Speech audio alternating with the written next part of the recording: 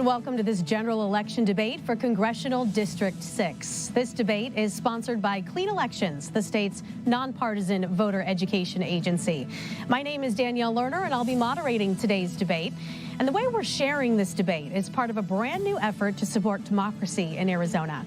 Thanks to a partnership with the Clean Elections Commission, the Arizona Media Association, and Bitfire Studios, we are working to make sure these 2024 debates are the most accessible in Arizona history.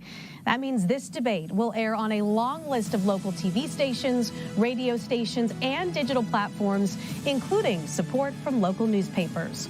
Now, we have tried to keep the rules pretty simple here. Each candidate will have 2 minutes to make an opening statement and then 1 minute for a closing statement. Candidates have drawn straws to determine the order. Now, throughout the debate, I will pose questions to each candidate, allow them to answer, and then make sure the other candidate has a chance to respond. Whenever a question is directed to a specific candidate, only that candidate's microphone will be open. At all other times, every microphone will be open. Thank you to the voters across Arizona who have submitted questions for this debate. No candidate has been given advanced access to any of these questions. And so with that, let's introduce our candidates for this debate. Republican incumbent Juan Ciscomani and Democratic challenger Kirsten Engel. Mr. Ciscomani, you have the first opening statement. You have 2 minutes. Well, thank you, Danielle. Thank you so much. Thanks to the Clean Elections for hosting this debate as well. Thank you for all the people at home. And I know that this is also being transmitted in Spanish. Quiero saludar a la gente en casa. Muchas gracias por estar aquí y por su atención a la nación y el futuro que tenemos también. I'm proud to serve the district where I grew up. The district also where my wife and I, Laura, are raising our 6 kids. And you may know my story, but I'm an immigrant. I'm a proud immigrant. Immigrated to the United States when I was 11 years old, became a U.S. citizen in 2006. Then I was elected to Congress 16 years later in 2022. Nowhere else in the world would I have this opportunity. So I believe in the American dream. I am committed to defending that American dream, but it saddens me that that American dream seems out of reach to so many people now. Listen, Washington is broken. It's completely disconnected from the reality that you and I live in our homes today. I know that because of all the people that I talk to back at home, from community leaders all the way to the parents of the kids that I coach as well. That's a reality that we're living right now. Now, politicians are trying to tell us that things are okay. How come, though, prices are still too high? How come the border is still in chaos? How come our veterans are still struggling with mental health issues and also homelessness? The reason is that the extremes have, frankly, taken over. Partisanship has taken over, but I don't subscribe to that. My approach has always been to bring results and to work with both sides. That's why I was ranked the most bipartisan member of Congress from Arizona. That's also why, as an appropriator, I've been able to secure resources to come back home so that we can fund police, fire, hospitals, so that we can invest in roads and water infrastructure. These are the things that matter. So today I look forward to debating and being able to contrast and compare what I stand for and what my opponent stands for. Right. Kirsten Engel believes in increasing taxes, thank you, Mr. Ciscomani. defunding the police, and then not accepting the border crisis. So we'll see those differences here tonight. That was your 2-minute opening statement. Thank you, Ms. Engel. You have 2 minutes. Thank you, and good evening. Tonight, Representative Ciscomani and I stand as opponents on this debate stage.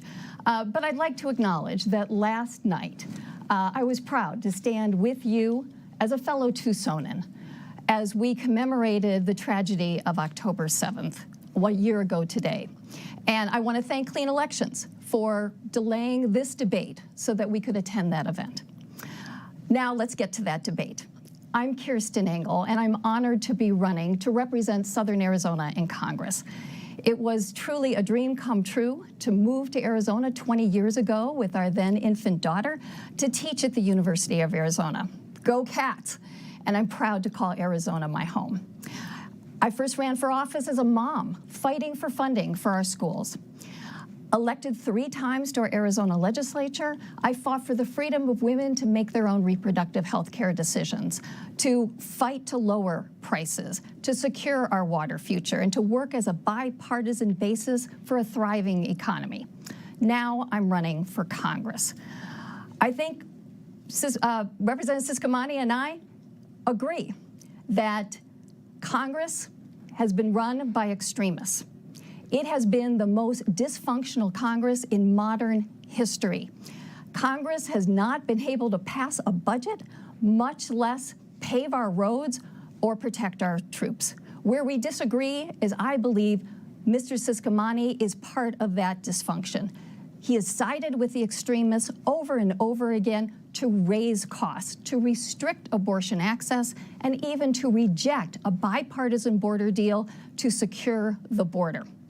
I have a 19-year-old daughter and an 88-year-old father. I'm running to restore her freedoms and to protect Social Security and Medicare for him. Not just for them, but for all Arizonans. All right, thank you for tuning in. Ms. Engel, thank you. That was 2 minutes. We have a lot of issues to get to in this next hour, but since we have you both here, I'd like to start with current events. And given what's happening right now in Israel and Lebanon, I'd like to quickly touch on foreign relations. Yesterday, of course, marked 1 year since Hamas's initial attack on Israel. And so what is the U.S.'s role in fostering peace within this region? Mr. Ciscomani, we'll start with you. It's a very important question, and thanks for starting with that, especially given the date that we have, the 1 year anniversary that just passed. I was in Israel in April, 6 months after the attacks of October 7th, and I got to visit the sites where this happened, especially in the southern part of Israel. Visited with the families, heard from them, the families of the hostages as well. We went all the way up north where the new battle has also started there. Israel is under attack. From all fronts at this point. At that time, they had only seen the attacks from the south, expecting the attack from the north as well. The situation has gotten worse. The weekend after we came back from Israel, that weekend Iran launched an attack, a rocket attack on Israel, and they were able to protect themselves with the Iron Dome that is produced right here with Raytheon in our district.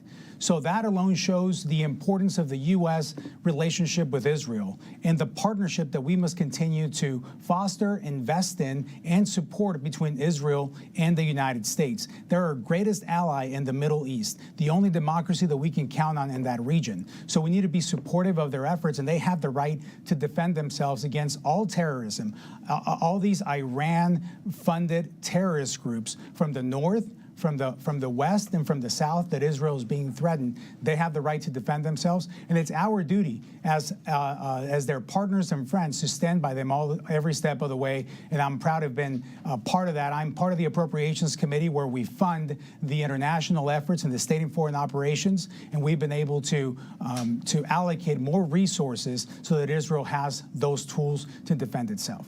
Ms. Engel, your response to that same question. Well, the escalation of military conflict in the Middle East is truly concerning. It keeps me up at night. And this follows on from, the latest that we're seeing follows on from that terrible attack on October 7th. And the loss of life was absolutely horrible. Israel absolutely has a right to defend itself, and how it does so matters. We have also seen tremendous loss of life of the Palestinians, and that has also been very hard to witness. Our role has to be to bring a negotiated ceasefire that will bring the hostages home. There are still many hostages in Gaza. Many of them are Americans. We have to make sure that there are clear objectives for the future here, and how are we going to bring this to peace. We need to make sure that we have a plan for self-determination for the Palestinians, and that we return to a two-state solution. Israel is one of our greatest allies. We have to continue to support Israel, and I support that. Supporting Israel is also supporting peace in the Middle East, and that will happen when we are able to come to a two-state solution. Okay, sticking with the issue of security, but bringing it just a little closer to home with what's happening at the U.S.-Mexico border currently. The 2024 voters agenda shows that 89% of voters who were surveyed feel that immigration reform is important to our economy, that we need to prioritize creating a functioning border for commerce and immigration. Also, 82% see it as a humanitarian and refugee crisis, and they want leaders to work together to find a bipartisan solution to this issue. So, Mr. Siscomani, you have said that you would have been open to amending that bipartisan border bill had it made it to the House. You mentioned you took issue with the bill's threshold of Border Patrol migrant encounters, saying that it was too high. And Ms. Engel, you've been outspoken and critical of the Senate Republicans voting down that bipartisan border security bill. So with all of that said, moving forward, what are some actionable steps that you can take to help improve the border situation in a bipartisan way? Ms. Engel, we'll start with you on this one. Well, this is absolutely a top issue, and I have always said that we need to secure the border and that neither party has done a good job of this. You know, President Trump famously separated families at the border, put kids in cages, and President Biden, let's be real, he was late to see what a crisis it was becoming. We need to secure the border. We had the opportunity to do so. The bipartisan border security deal that was backed by the Border Patrol Union, that would have put more boots on the ground, would have put in fentanyl detection system at our ports of entry, would have hired thousands of more asylum officers and judges. It was a true bipartisan deal that would have pushed us way ahead in dealing with this problem at the border. But my opponent opposed it, rejected it out of hand just days after President Trump made it very clear that he wanted to keep the border a crisis so that he could run on it for his presidential campaign. My concern, my beef with our current representative is that he is not committed to solutions on the border. He's committed to politics. And we are tired of that. We cannot afford more months of politicking on the border. We need solutions. That was a solution, and I think that that's a really good place for us to start, because we know we have to secure the border first, and then we need to fix our very broken immigration system. Mr. Siscomani, your response. That was 2 minutes of no solutions. You asked for solutions going forward after this bill, and I didn't hear any. That's because there aren't any on that side. Now, when Kirsten Engel says that Joe Biden was late to this this issue, just a little while ago, when she was asked if there was a border crisis, an immigration crisis, she straight up said no. So I think she's right in line with what the Biden administration has done on this issue. Now, when you look at the border, you got to look at all the issues on the border. Immigration, which I have a personal journey with, the process, it's slow, it's bureaucratic, it's expensive, it takes way too long. 13 years it took my family to be able to achieve American citizenship. And then you've got trade and commerce. For Arizona, Mexico is our #1 trading partner. We heavily depend on that trade and commerce. And then, of course, you have the security issue. It's security in the sense of fentanyl, but also of the human trafficking, of the lives that are lost, of the kids that are trafficked, of the 85,000 plus children that have been lost by the federal government that are in this country that they cannot track down. That is a real crisis. How Kirsten Engel doesn't think it's a crisis, it's beyond me. So what do we need to do? We need to find solutions that work. This bipartisan border package had a broader bipartisan opposition to it, which is why it didn't pass a Democrat-controlled Senate. Even representatives like Raul Grijalva, my neighbor, your representative actually, the district that you live in, Kirsten, he came out against that bill, even with a statement before the one that I sent out. I stand by what I said of what were the issues. I wish we would have been able to work on it. But what do we need to do? We need to implement again, remain in Mexico. We need to make sure that we tackle this issue piece by piece, because this big idea of a huge border package is going to find problems. Now, we can't wait for that to work and not do anything. We have to work on that big package at the same time that we can continue to keep on getting rid of catch and release, ending the parole authority, increase the asylum credibility of fear, and remain in Mexico. And of course, we have to finish the gaps on the wall. There are specific things that we can and should do right now. And Ms. Engel, as far as responding to that, is there a better strategy than just a one-size-kind-of-fits-all border security bill that lumps all of that in there? Well, look, we have a very closely divided government. And this was a bipartisan deal, and it was actually a very conservative one. It was endorsed by the Border Patrol Union. It had been negotiated by one of the most conservative senators in the Senate, Lankford. Also, Arizona's own independent senator, Kyrsten Sinema, and a Democrat. This was a bill that would have pushed us forward in a really significant way on an issue that we know has been very divisive. It's been very divisive nationally and here in Arizona. And we know when you talk about things like trade, that is so important. Mexico is our biggest trading partner. But when I talk to people here in our community, they all say that Southern Arizona is given a bad rap because of the border. You had a chance to embrace a bipartisan deal that would have made significant step forward, and you rejected it.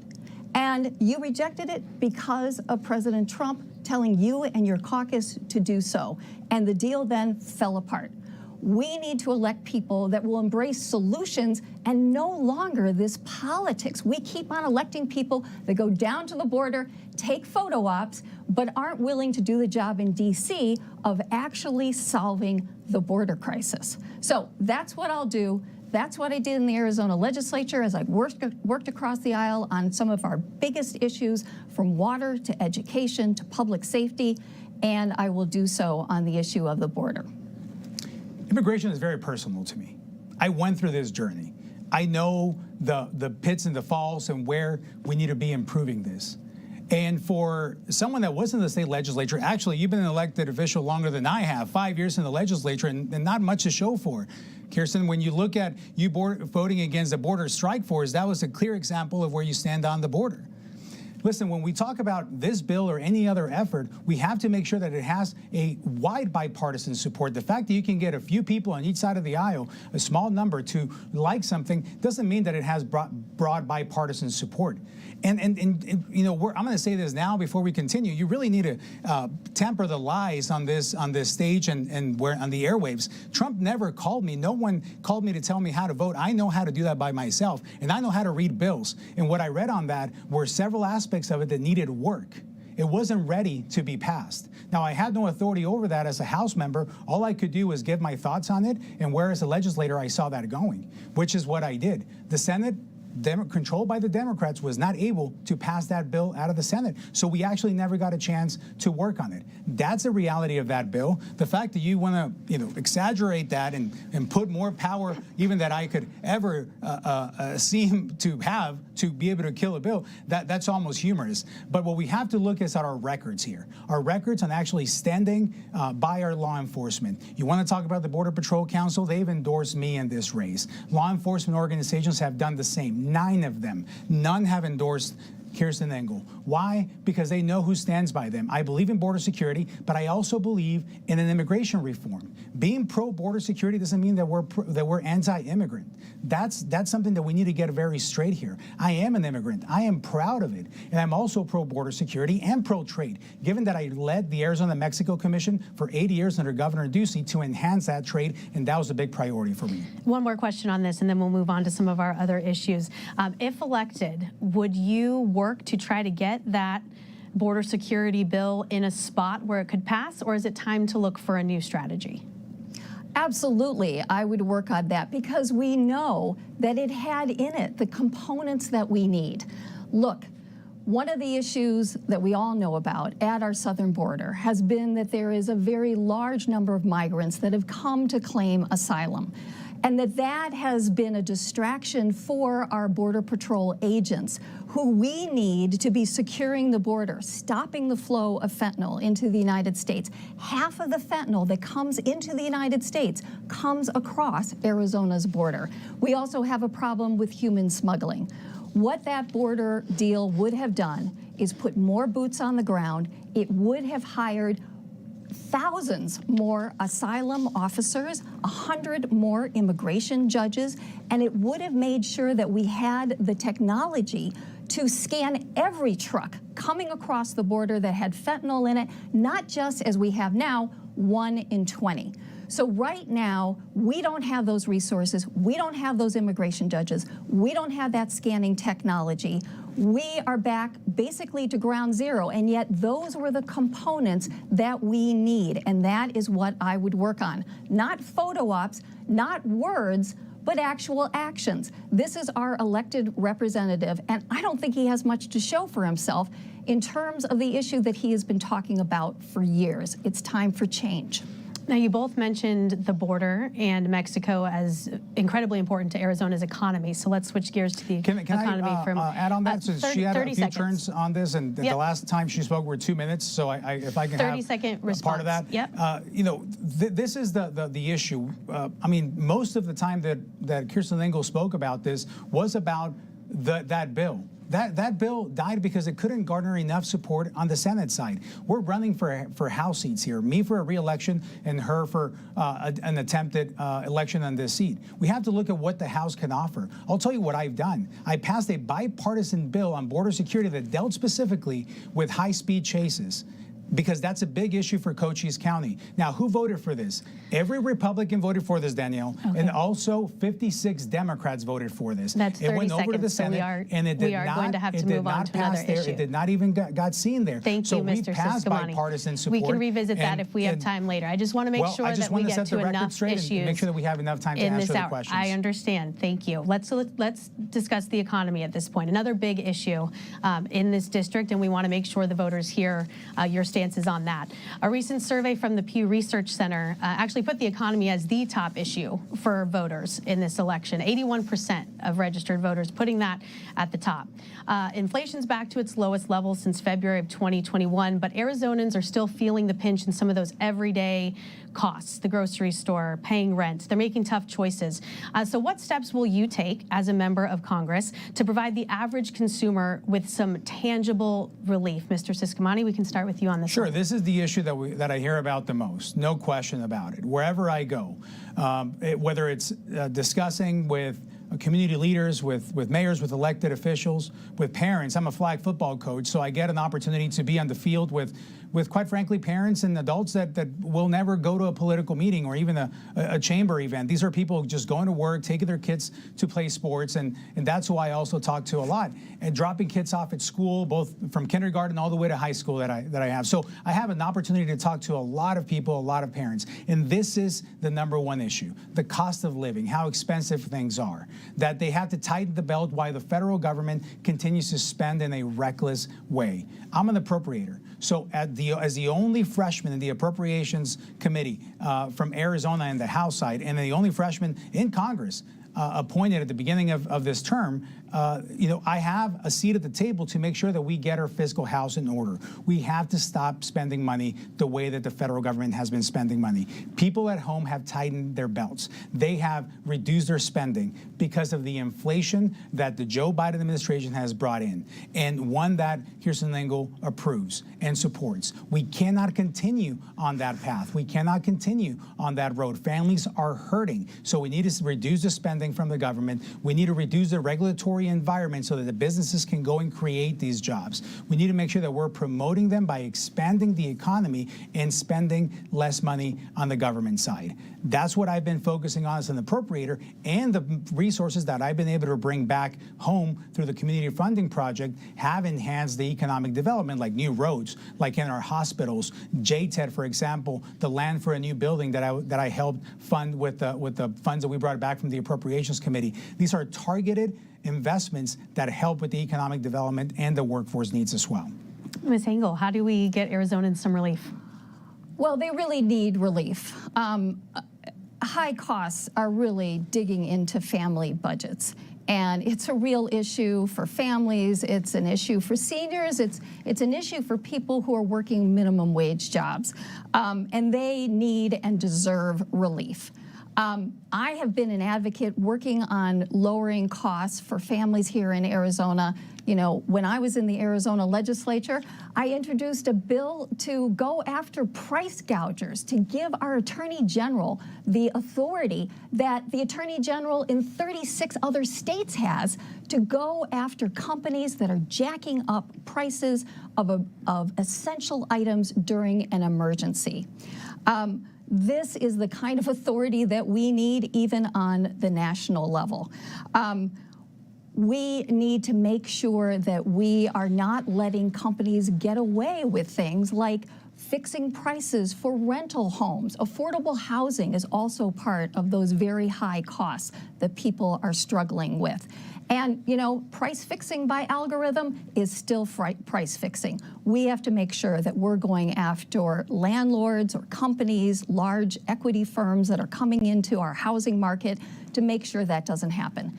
And we can do a lot on the federal level to lower costs for families, such as promoting and expanding the authority that Medicare now has as a result of a bill passed by Congress earlier, before Juan Ciscomani was in office, that allows Medicare to negotiate the price of prescription drugs. This is going to lower those costs of something that takes a big chunk out of their budget. That same law that, by the way, my opponent actually opposes, actually caps the cost of insulin and caps the cost for health care. Those are the kinds of things, using the power of the federal government, we can reduce costs for families. I haven't seen that from my opponent. He's even done things like vote to cut things like affordable housing money on the federal level. That's 2 minutes. Thank you. Mr. Ciscomani, your response to that? That's a complete lie. I would like to one day just ask you for the sources of 90% of the things that you say about me, Kirsten. That would be very interesting to see. But here's the reality. People are hurting at every level. We have young students graduating college, having to move back in with their parents. We have seniors on the fixed income not able to afford basic necessities. Just before coming here, I met with a group of seniors in Saddlebrook, where they're nervous about their pharmacy closing because rural pharmacies are closing. That is a big, big concern for them because of what's happening in the entire healthcare industry here. So when we talk about the economy, this is something that is hurting everyone. High taxes hurt everyone. High prices is a tax on practically everyone. And when the government overspends money, that's exactly what we're going to get. And when you want to raise taxes or actually involve more government into regulation on prices for anything that you're looking out there, that's exactly what's wrong with that approach of having more government instead of more of the private sector competition to make sure that draws prices down. So when it comes to government spending, then how do you feel those funds should be managed or spent? So, for example, we have clean energy tax credits that were part of the IRA that I wrote a letter along with 17 other Republicans that we said we should be protecting these clean energy tax cuts. These are things that we can do.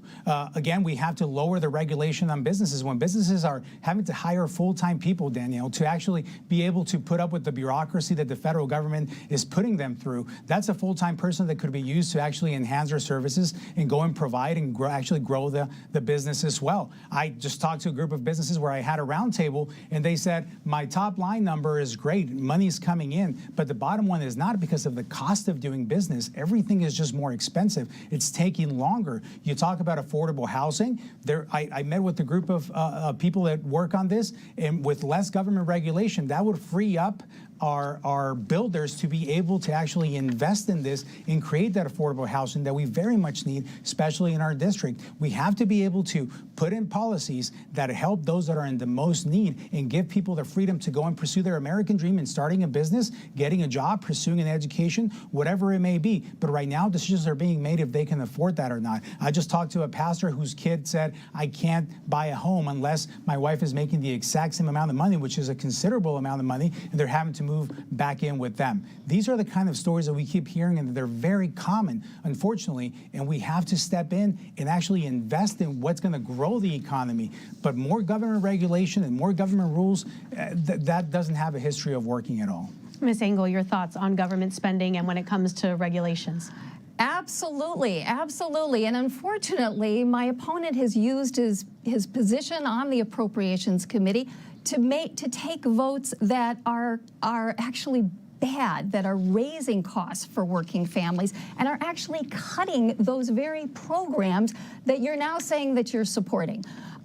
You did vote to cut by 60% in July the top affordable housing program that is putting money into Tucson, that Tucson uses to distribute to affordable housing builders.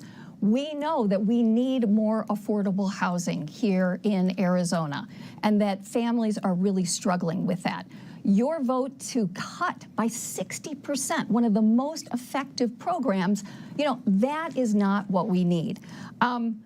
Absolutely, I am together with you in terms of let's build our clean energy economy. It's very exciting. And as a result of that Inflation Reduction Act, there's a lot of private investment coming into Arizona. You know my background as an environmental attorney. I'm excited about this. But again, Representative Ciscomani, one of your first votes when you were elected was H.R. 1, which cut money for clean energy. So you're not consistent here in how you're using your position in Congress. It's not helping working families. It's actually cutting the programs that we need. We need to make sure that the middle class is not shouldering our tax burden. We know that we need the wealthy and the big corporations of this country to be paying their fair share, and they're not right now. We need to close those loopholes. We need to pass a child tax credit. That will really help our working families. We need to cut the taxes for the middle class and not support things like the Trump tax cuts, which is a handout to the wealthy. Thank you, Ms. Engel. Mr. Ciscomani, would you like to respond to that? Yeah, I mean, when you look at H.R. 1, the only thing that H.R. 1 cut were regulations and more government interference to allow the market to take off, to be able to produce more clean energy here domestically. That was the main purpose of H.R. 1, and that's what that supported. But then when you look at housing, for example, and you talk about education, one of the projects that I use my position in the Appropriations Committee to be able to support is teacher housing over in Casa Grande. Why? Because the school district there is having a very hard time attracting teachers. Matter of fact, if you go and talk to them, they'll tell you that a good number of the teachers that they've been able to fill the positions they need come from the Philippines. That goes back to the work visa issue that we need to be focusing on the border immigration side of things. We need worker visas in order to impact the economy and our workforce as well. But how do I use my position in the Appropriations Committee to, one, be able to have and enforce and apply fiscal responsibility, but also to bring the proper resources back to the district that belong here with these dollars to invest in housing, for example, for our teachers. So I've used my position wisely, and I've used it strategically to be able to benefit those in the most need, starting with our teachers as well. You mentioned resources there, so I want to transition into water. Of course, a crucial resource, particularly in this district, given its unique demographics. You've got urban growth and development. You've got farmers in places like Wilcox and some of the 5 counties that this district covers. Certainly a particular concern here. So how do you plan to balance water conservation efforts with the state's and really this district in particular, this district's economic and population growth? Mr. Ciscomani, we'll start with you. Well, when you look at water, that is the life stream of this state, and that has always been our most precious resource. And Arizona is very good at managing water. This is one of the issues that historically we've been able to work across party lines to be able to come around this issue, understanding that without this, we wouldn't be able to exist, certainly not the way we do. We wouldn't be able to build the 5th largest city in the nation in the middle of the desert where we're sitting in right now if we wouldn't know how to manage water. Now, one of the unique things about water is there are the multiple interests around it. Specifically in our district, you have ag, you have farming, you have urban areas, you have mining, of course, you have rural Arizona, you have areas that are more populated like in Pima County. These all have different priorities and interest in our water resources. So we have to continue to make sure that we are efficient on it and add the complexity in Arizona that we have with the international boundary with Mexico, as we share water rights with them as well, as does Texas. So these are all intricacies that Arizona has been able to manage very well. I am the co-chair of the bipartisan Colorado River Caucus with a member from Colorado, the Democrat leading that committee on their side, where we talk about these issues. Now, with the Colorado River negotiations coming up next year, we need to make sure that we're at the table, and that's where I am on these conversations. I just introduced the bill with the largest largest water agreement in the history of the country between the Navajo Nation, the Hopis, and the San Juan tribes in order to come to an agreement, give them certainty in these rights, something that was approved and it was signed off by the Farm Bureau, by the ag community, by everyone involved in this, including the tribes. It was the perfect timing to be able to do this, and I've been happy to lead on this issue. This is the issue that we need to be focusing on right now. And Ms. Engel, what policies would you support, would you implement to better protect our groundwater and secure that long-term water supply? Well, in everything we do with respect to water, we have to be guided by the principle here in this desert state of Arizona water for Arizonans, because we know how precious a resource it is. It is vital to life. It is vital to our economy. And we know that we have a water crisis. We have a drought conditions on the Colorado River, which is responsible for 40% of our water. I worked in the Arizona legislature on the Colorado Drought Contingency Plan, and it was because of me that we had several $1 million going towards conservation in that drought contingency bill. But we also know that our groundwater is also under threat. I held a water town hall in Pierce, Arizona on Saturday afternoon. A whole bunch of folks came in, farmers, townspeople, small business owners, and all talked about the crisis of their water, that they have lost access to their water. They've had to spend thousands of dollars to deepen their wells, and that is because we have not adequately managed our water here in Arizona. We haven't done a good job of it, and they have out-of-state industrial agriculture that has come in and is pumping our water dry.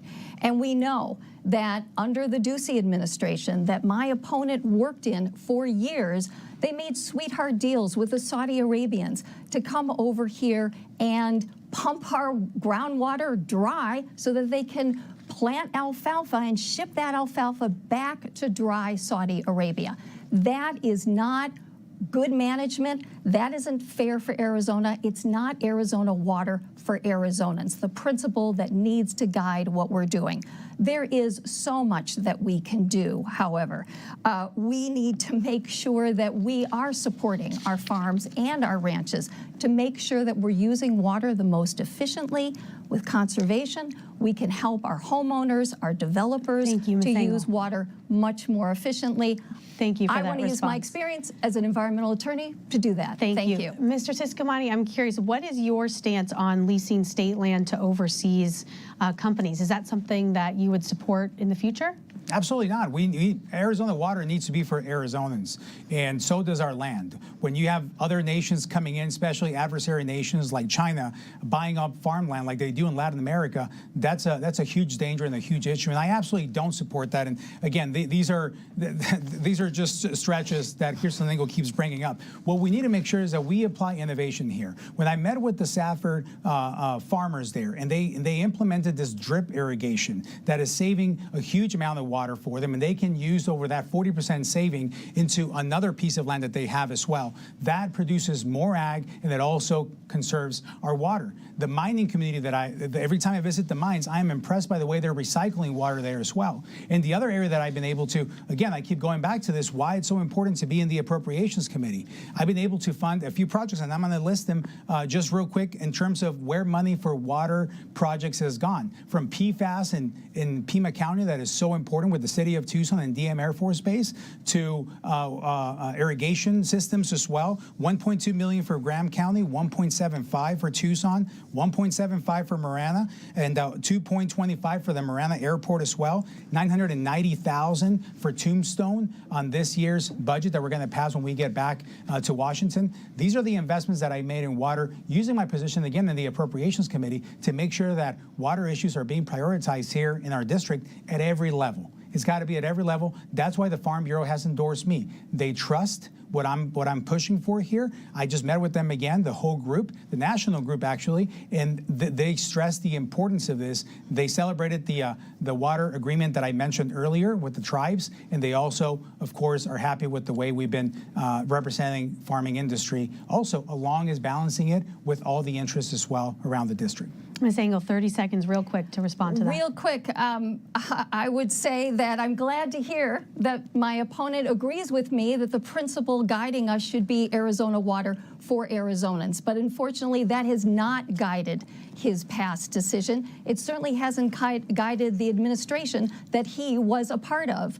On his watch, in that administration, the Ducey administration made a sweetheart deal with the state of Arizona to come in here because we are wide open and unregulated and pump our aquifers dry. We need to stop that and manage our water. Mr. Ciscomani, 30 seconds, real quick, final response before we move on to another issue. I just find it humorous. I think here's the you're giving me a lot of credit, you know, and so in your book, I killed a bipartisan deal all by myself. Also in your theory, I was able to shepherd this deal with Saudi Arabia for water when I was with the Ducey administration. I'm not sure how many hats you think I was wearing during that time. For the Ducey administration, I managed the Arizona-Mexico Commission, our Southern Arizona relationships among the 7 counties in the South. That was my responsibility there. I'm proud of the work that I did there, and I was clear in what I think of foreign nations owning or any land or water rights that we have. All so right, thank you I ask that I get judged by what I do, not by what others do. We do need to move on, however. This time's going quick, so I want to make sure we get as many issues in as possible. Now to an issue not just important here in Arizona, but across the entire nation. Arizonans will have a chance to vote on abortion access next month. Should this issue stay in the state's hands, or does it belong at the federal level? Ms. Engel, we'll start with you. This is a top issue. When I go from door to door and I talk to people, you know, they are really, really upset. Here in Arizona, we almost had an 1864 criminal abortion ban go into effect. Every woman, every person has to have the freedom to make their own health care decisions with their doctor, you know, with their family. And that is not what we have. When I go to Congress, I'm going to fight to protect reproductive health care. I'm going to fight to restore the rights that we as women had for the past 50 years in Roe versus Wade. My opponent has shown us where he is on this issue. We cannot trust him to protect our reproductive rights. He cheered the repeal of Roe versus Wade. He's voted in Congress repeatedly to restrict women's reproductive rights. He's voted to restrict access to FDA-approved medication abortion. Very, very vital to women in our rural areas, our Hispanic and Latino women. He has voted to restrict reproductive health care for our active service duty members. And imagine that. These are women that are fighting for our freedom, and we can't give them the freedom to make their own health care decisions. I find that outrageous. My opponent has been extreme on this, and perhaps that shouldn't surprise us. You know, for years, he was a board member of a Christian nationalist far-right organization, the Patriot Academy, that's very clear about its views. It rejects the separation of church and state. It believes in banning abortion entirely. And this is what he comes from. He was part of this organization for 14 years until he ran for Congress. Okay, thank you. The 2-minute time is up. Mr. Ciscomani, your stance on if abortion should be a state or federal issue? Well, I'll answer your question directly. This is a state issue. It's absolutely a state issue. I've always said it is a state issue, and then the Supreme Court agreed with that and put it back on the states. And listen, this is going to be a very personal issue. This is a very personal issue for a lot of people. And there's absolutely, that is exactly how the situation is. I trust women. I cherish new life. I reject the extremes on this issue. And I've been very clear, Danielle, of where I stand on it. I reject a federal ban on abortion. I support the exceptions for rape, for instance, of course, for the life of the mother. I support access to IVF so that those that want to grow their families are able to do so. This is an issue, again, that voters will decide on in November. We're going to respect the will of the voters on this issue, and it's going to be a state decision like we've seen it all across the country. That's, again, the position that I've stood on for a long time since we started talking about this, and also the decision that the Supreme Court came down with. And that's what we're living with, and that's what we're going to abide to, whatever the decision is when it comes November. So, Ms. Engel, just to clarify, do you support any type of ban or limits on abortion? This is a healthcare decision. It is a personal decision of the woman and her doctor. And unfortunately, what we've seen is there are complications from pregnancy. There's no timetable. Bad pregnancies can go bad at any point. Wanted pregnancies, and we have seen just devastating, horrible situations where women have lost their lives. 2 women in Georgia that we've been reading about, Nicole Thurman, Candy Miller. Georgia had more exceptions than the state of Arizona. It had an exception to protect the life of the mother, but it didn't save their lives. They did not get the life-saving care. They had complications. I'm a woman. I've had complications. I've had miscarriages. This is not something that we leave to politicians. Last time I checked, Juan, you're not a doctor. I don't trust you with my health care. I'm sorry, I don't trust you with my daughter's health care. We need to leave this to women and their doctors. It's too important. Women are dying as a result of this lack of health care. It's not something that we put in a lens of this week or that week. We leave this to the woman and her doctor. Mr. Ciscomani, 1 minute to respond to that before we move on. Still no answer on if there should be any limits on this. And that's part of the problem, because I've been very clear, and I just stated it here again, exactly what my position is on the issue. However, when Kirsten Engel talks about this, she uses these examples that are tragic stories that nobody likes to hear, including her own personal one that I obviously feel for, and we don't want to see anybody go through any of that. However, we need to be clear on this issue, and we need to stand exactly where we stand and define exactly where we stand on this.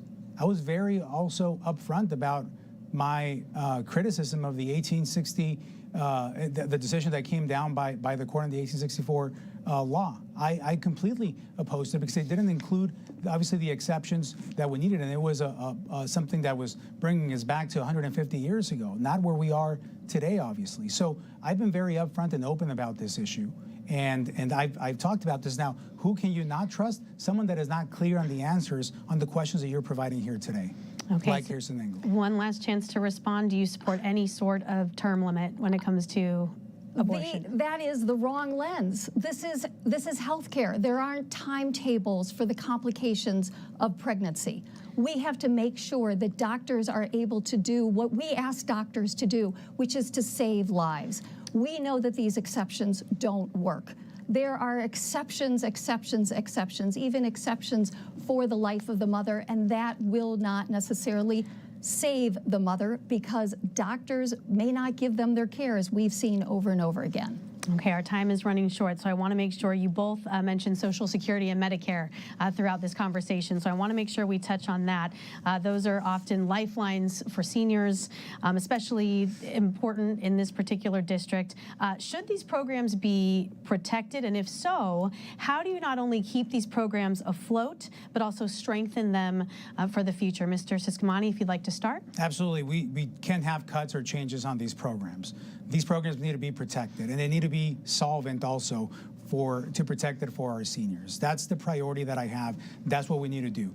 When the government acts recklessly and it starts overspending money and changes on other priorities, that of course impacts the solvency, and it makes a lot of our seniors nervous, and also those that plan to retire one day, which is quite frankly everyone. So we need to make sure that we protect Medicare, that we protect Social Security for those that depend on that today, for all those that have paid their way into it, that they have what they receive and they have what they earned on this. These are their resources, and we cannot be fooling around with that and endangering this issue and making them nervous. When Kirsten Engel attacks on the old and tired talking point from the left that Republicans want to cut Social Security and want to cut Medicare, these are the kind of things that make our seniors very nervous because they don't want to see that. Now, have there been plans out there, even from my own side of the aisle, presented on this issue? There have been, and I've come out against them because I am not one that is going to just subscribe to whatever the party line says.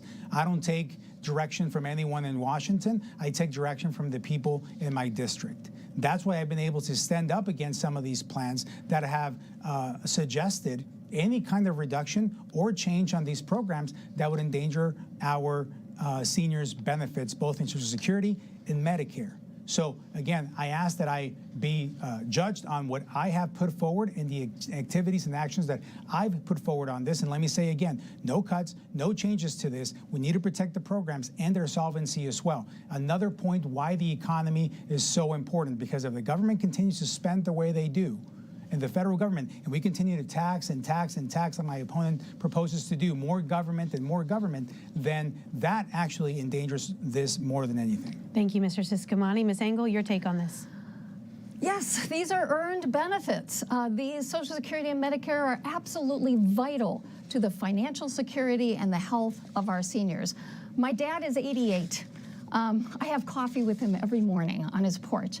I know how important Medicare is to him and his conditions. Social Security is important to him as well. And these are not government handouts. These are earned benefits. Take money out of every one of our paychecks. It goes to Social Security so that we will have it when we are older. But I'm sorry, Juan Siscomani, you have not been a supporter of the Social Security Administration, the Veterans Administration, or Social Security benefits. You voted to cut by $500 million the Social Security Administration. This is already an underfunded program. Cutting it by $500 million decimates it. You have been a part of a far-right organization that wants to raise the retirement age to 69. That is a big cut in benefits. You say that you stand up to these organizations, but why are you a member of it? And I'm sorry, you haven't convinced me that you are able to stand up to your party, because you rejected the bipartisan border security deal when Trump said, let's trash it because we have to keep the border a crisis. So that's the problem. You present yourself as a moderate, but you cave to the extremists in your party. The extremists are driving the dysfunction. They are scaring seniors because if they are in control, they will do these things. And I can't trust you to stop these cuts that are going to affect people like my dad. All right, Mr. Siscomani, 1 minute to respond before we wrap up. Well, Kirsten, I'm not convincing you because I'm not trying to convince you. I'm trying to convince my constituents, those that actually live in the district. You don't live in the district, so you're not one of our constituents. But here's the reality. When we look at organizations and whatever plan they've put forward, and I've publicly come out against these plans, we're on record of doing that. So let me make it clear. I am not for raising the age limit. I am not for changing it. I am not for making any kind of cuts on this. And that's exactly what has put me at odds with some of these groups that we belong to as a Republican caucus. So we debate ideas and they put the plan out there, and sometimes I agree with it, sometimes I don't, sometimes I agree with part of it. And that's why I've been clear on it. The reality is that in Kirsten's world, you either have to be all in or all out. There's no wiggle room and there's nothing in the middle that would work. I present myself as someone that is bipartisan, but it's not just my opinion. I say again from my opening, I was ranked, not my opinion, but I was ranked the most bipartisan member in the Arizona delegation as a freshman, so I have a track record of working with both sides. Danielle, thank you. Hard to believe it's time for closing statements already. So each of you. Do I have time to do a quick rebuttal there? We don't have time. We're going to do closing statements. Okay. You each have 1 minute. And again, to keep us on time, please stick to that 1 minute. So Mr. Siscomani, you can kick us off here. 1 minute. Sure. Well, I just want to say to everyone at home, thank you so much. It's been an honor to have this conversation with you today. It's been an honor to represent you this entire time in the 2 years that I've been in. I'm an outsider. I'm an outsider still in Congress, and I can tell you that politicians there don't understand what we're going through. I understand our community because I grew up here. I went to school here. I graduated. I'm raising my family here. I am from here. This community welcomed me when my family and I immigrated to the United States. So I just ask you this to support, I ask for your support in this election. I ask it because I want to continue to work for you. We have a vision that we cannot continue on this path. This path that has not been working for your family has not been working for my family. I can speak from experience. So I want to thank you again for the support that you gave us, the shot that you gave me at this job the last 2 years, and I ask for your vote to do this 2 more years to continue to represent your interest in Washington, because the Washington politicians don't understand that, and even the local politicians don't understand that either, like my opponent, Kirsten Engel. Thank so I you, humbly Mr. ask for your Ciscomani. support and vote. Ms. Engel, you have 1 minute for your closing statement. Yes, in less than 30 days, we will have an election. I think early ballots are going out tomorrow. Our framers were smart people. They said that you could elect a member to the House every 2 years.